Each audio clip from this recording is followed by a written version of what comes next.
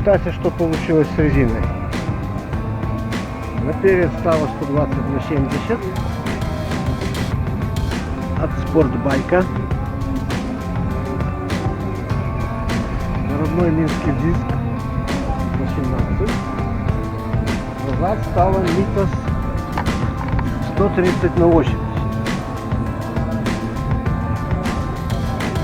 Ну, правда, пришлось заказывать эндурную резину, потому что спортбайковскую с такими параметрами я не вижу.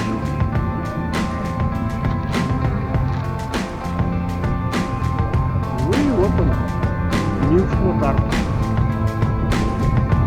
Конечно, не супермото, но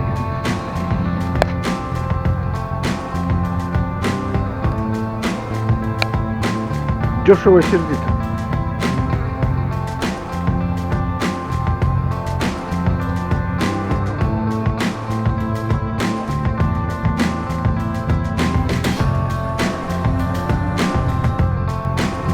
Лучше, чем родные комплекты, которые продают на минский мотоцикл для переделки на мотар.